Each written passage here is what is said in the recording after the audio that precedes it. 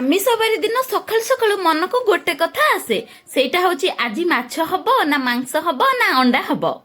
आउ आमिष बारी दिन गरम भात सह टिके माछ जळ हेले भात तो पूरा उडिला। आजी टिके सकाळु सकाळु माछ आनिबा पई मार्केट जाइथिली आउ एत्ते बड़ रूपचंदी माछटा को देखि देकी मोर तो लोभ होई गेला। आउ मार्केट रु सेई रूपचंदी माछटा को धरे खुशी खुशी घर को फेरली। एई चांदी माछर झोलटा गरम भात सह बढ़िया लागे।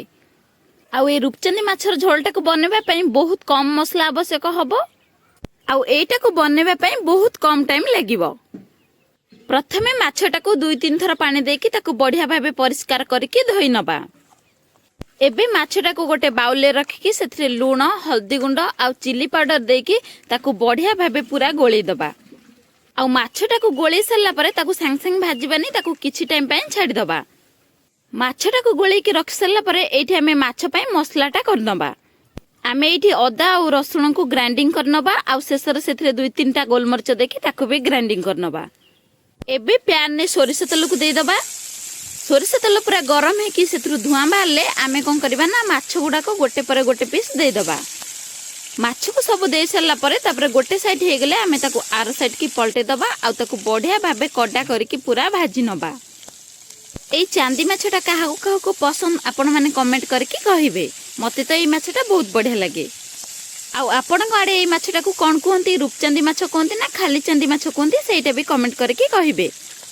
एबे माछटा पूरा कड़ा है कि भाजी हे गेला आउ नाली भी देखा जाउची। एबे आमे ताको गोटे प्लेट को सब को काढी दबा। माछ भजाटा जतिकी भलो हबो तरकारीटा भी सेतिकी बढ़िया लागिवो।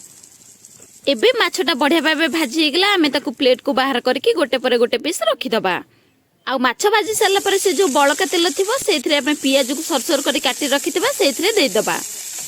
आउ पियाज को किछि टाइम भाजी दबा। पियाज टिके भाजी हे गेला परे सेथिरे टमाटो प्यूर की दे दबा। आपण चाहिले टमाटो को काटी के भी दे परिबे। आउ टमाटो टिके हे गेला परे सेथिरे अदा रसुण आउ गोलमरिचर पेस्ट को दे दबा। ताको टिके समय कसी दबा आउ से भलो भाबे टिके कसी हे गेला परे सेथिरे आमे सब गुंड मसला को दे दबा। गुंड मसला दे सला परे मसलाटा को आमे बढ़िया भाबे कसी दबा आउ मसला रु तेल छाडिले आमे सेथिरे पानीटा दे दबा। आउ ए रूपचंदी माछर झोल रे आमे जम्मा भी बेसी पानी दबानी कम पानी यूज करबा। आउ पानीटा फुटी गला परे सेथिरे माछ पीस गुडा को सब दे दबा।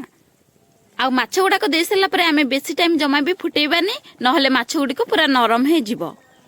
एबे पूरा रेडी हे गला मो सुपर टेस्टी रूपचंदी माछ तरकारी। आपण भी एटा को थरे ट्राई करंतु।